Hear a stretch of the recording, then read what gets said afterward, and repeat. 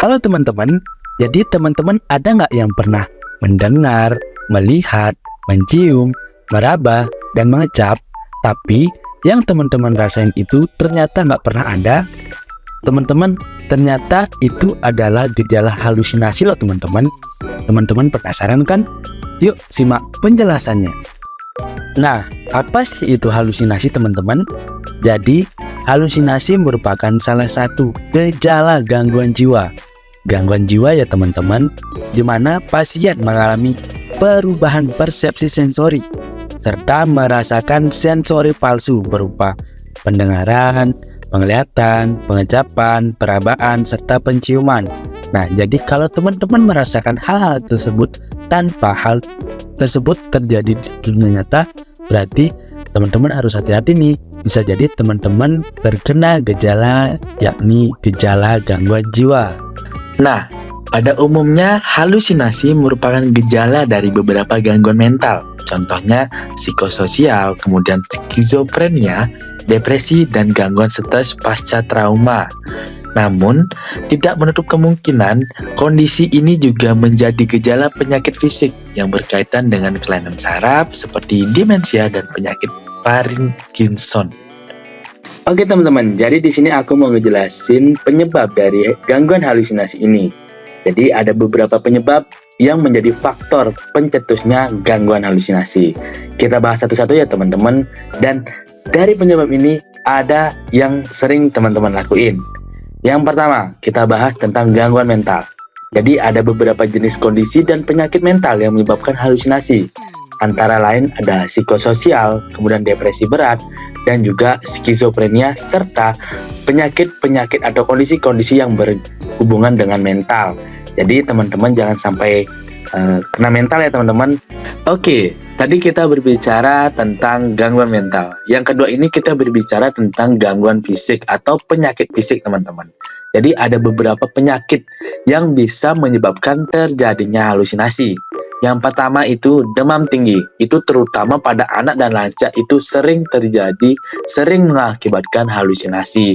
Yang kedua ada tumor otak dan juga ada kanker, gangguan pada mata, gangguan pada telinga, dan yang lainnya teman-teman. Jadi penyakit fisik ini besar kemungkinannya menyebabkan halusinasi. Baik, tadi kita berbicara tentang penyakit fisik. Jadi ada beberapa kondisi lain juga penyebab dari halusinasi ini teman-teman. Yang pertama itu kecanduan alkohol. Jadi teman-teman kalau kecanduan alkohol bisa terjadi halusinasi. Jadi saran ya teman-teman, jauhi alkohol. Kemudian gangguan tidur. Nah, bagi teman-teman yang suka begadang nih, kurang tidur, itu biasanya itu bisa terkena halusinasi karena otak kita kurang istirahat teman-teman, tubuh kita kurang istirahat, seperti itu. Yang ketiga itu penyalahgunaan obat-obatan terlarang. Sebisanya jangan sampai menyalahgunakan nafsa ya teman-teman. Dan yang terakhir itu ada cedera kepala. Ini sangat-sangat bisa menyebabkan halusinasi karena memang kepalanya yang sudah cedera teman-teman. Jika dibiarkan dan tidak mendapatkan penanganan, halusinasi dapat menimbulkan sejumlah komplikasi. Jenis komplikasi yang muncul tergantung pada penyebabnya. Jadi ada beberapa komplikasi yang sering terjadi, antara lain itu gangguan dalam hubungan dan interaksi sosial. Yang kedua, tindakan menyakiti diri sendiri atau orang lain, dan percobaan bunuh diri. Serem ya teman-teman? Untuk mencegah komplikasi dari halusinasi, ada beberapa strategi perencanaan yang bisa kita terapkan. Yang pertama itu mengidentifikasi jenis halusinasi. Yang kedua ada mengidentifikasi isi halusinasi.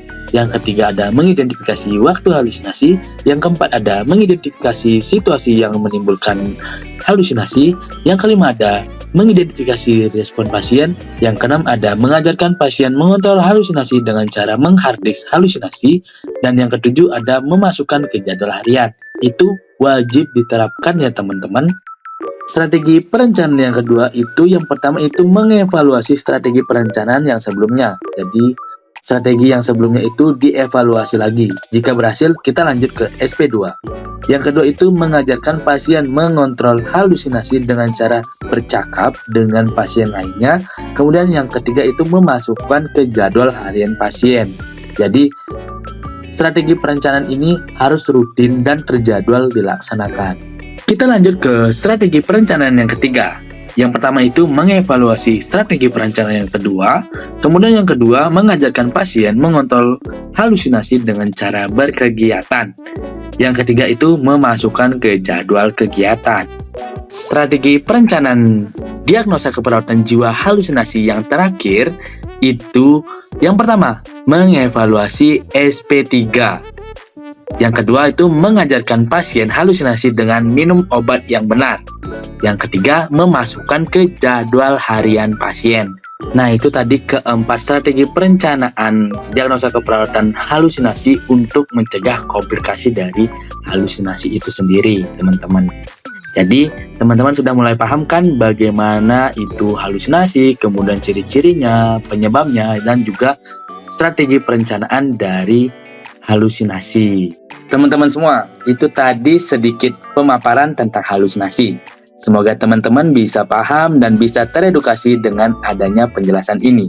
Terima kasih teman-teman. Saya Paksi, pamit undur diri dan salam sehat jiwa.